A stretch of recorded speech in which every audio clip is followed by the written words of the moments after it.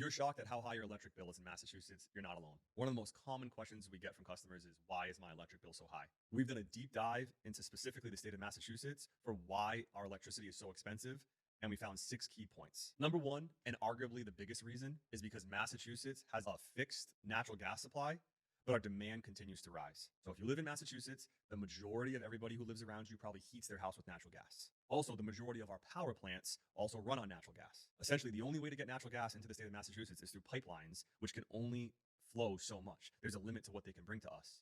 But every single year, we build more houses, we build more buildings, more homes are being converted from burning oil to burning natural gas. So what we're going to see is just a continuing increase in the price of natural gas in Massachusetts. And ultimately, if the price of natural gas is going up, and that's what we're burning to make electricity, then the price of electricity is going to go up. It truly is just a basic economics 101 principle of supply and demand.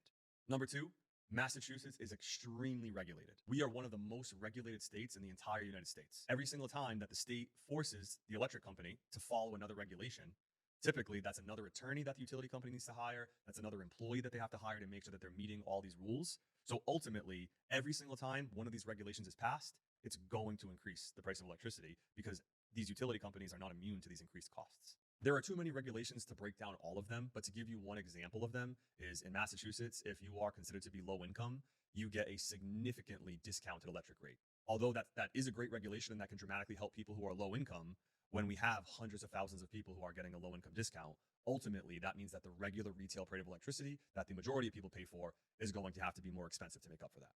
To give you one more example of what we mean by regulations can protect you is specifically in Massachusetts, these utility companies, let's just say that you report that you have a gas leak.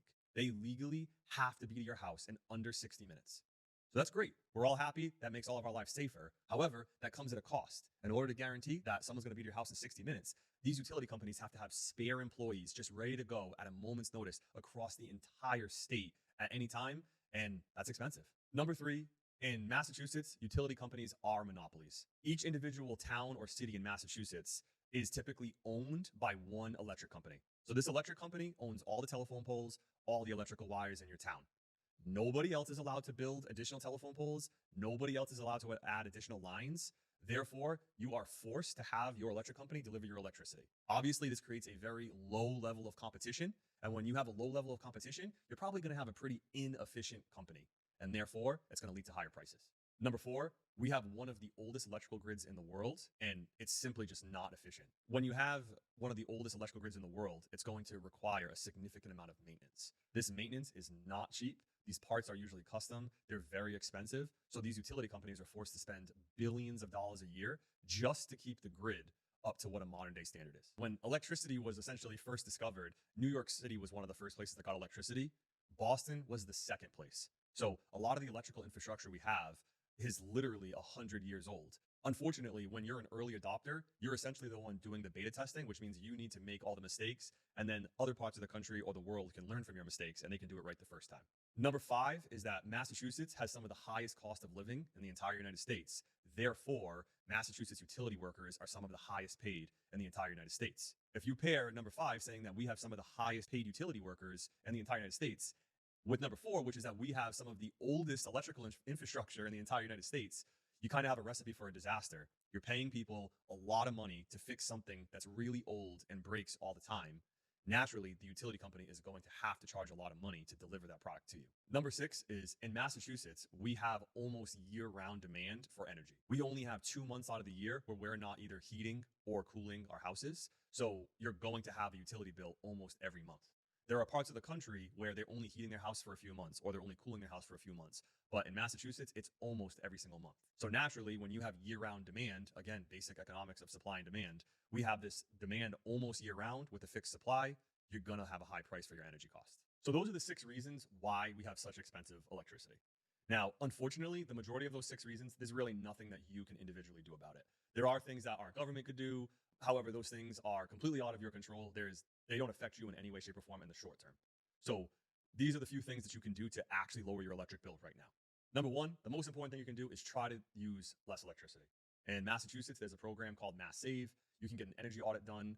Typically, you can get things like insulation, air sealing, and incentives and rebates to make your home more energy efficient. And the more energy efficient your home is, the less electricity you'll use. However, I want to be transparent. It's not a magic bullet. Even if you were to go get your home insulated, all air sealed, you're probably looking at best a 15% reduction in your electric bill. It's not going to be a drastic reduction.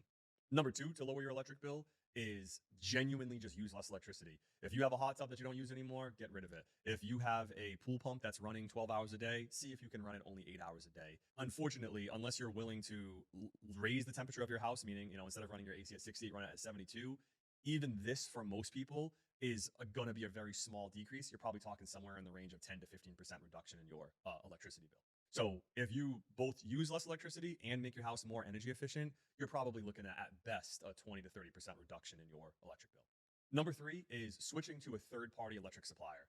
So unfortunately, whoever is the electric company in your town, there's nothing you can do about that. Your electric company actually does not generate any electricity. They just deliver it. You can switch who is the supplier of your electricity. If you look at your electric bill, you're going to see that on there, it's going to say who your third-party supplier is. There's a 9 out of 10 chance that you've already been enrolled in a third-party supplier. So you can price shop and try to get a cheaper third-party supplier. The problem with this is everybody pays the same price to make electricity. So every single power plant is burning natural gas that they're paying the same price for. Therefore, if somebody offers you a really low price, be super careful. It's probably going to be a bait and switch where they give you a really low price for a short period of time. And then when you stop paying attention, they jack the price up really high. The number one thing that we recommend here is participate in a community electrical aggregation program. Each individual town or city has often negotiated a special price with one supplier. These are typically free to enroll in, and you'll usually be able to save at least 10 to 15% on the supply price of electricity. Now, that's important to note. That's on the supply. There is no way to save on your delivery. If you look at your bill, the delivery is the majority of the cost of your bill, and there's no way to cut that down other than using less electricity. So if you follow those first 3 steps that I just said, the best case scenario is maybe you can lower your price by around 40%. However, there's probably a good chance that you don't want to get rid of your pool. There's probably a good chance that you don't want to live with your house at 75 degrees all summer long. And there's probably a good chance that you're already a member of a community electrical aggregation program because those are auto-enrolled when your town participates in them. So the truth is, you probably won't be able to save anything with those in most situations. Really, the only way for you to actually substantially lower your electric bill is to generate your own electricity. For some people, that could mean buying your own wind turbine. For 99% of people, unfortunately, that's not going to work because you probably would need at least 3 to 4 acres of land. There'd be very expensive permitting processes, and it would actually probably end up costing more than just buying electricity. Now, what most people can do who's watching this video is around 50% of homes get plenty of sunlight and have a good condition roof. Now, if you have plenty of sunlight and your roof is in good condition, what we would recommend is just getting some competitive quotes for a solar system. Talk to some really high quality companies, have them come out to your house, analyze what your house is, and get some prices on solar. That is the only way that you'll be able to substantially reduce your electric bill without having to lower the quality of your life. I'm not telling that you should just go and blindly sign a contract with a company, but you should just do your research and see if your house is actually a good fit. If you have the perfect house for solar, meaning you have a large roof, your roof is in good condition, and you have plenty of sun, there actually is a chance that you could get your electric bill to be $0. It's not everybody watching this video, but if you do have that situation, it could potentially be a good fit for you. So if you do decide to go on the path of potentially exploring getting a solar system, we always recommend that you work with a really high quality company. Check their reviews, make sure you look over the estimate in detail, and don't just immediately rush and sign something. Think it over and make sure it's actually a good fit for you. If you're looking to get more information to see if your house is a good fit and to find out what it would cost, you can either go to our website and fill out the form and we'll be in touch with you, or you can just look up Isaacson Solar and give us a call and we'll be happy to get you some information right over the phone.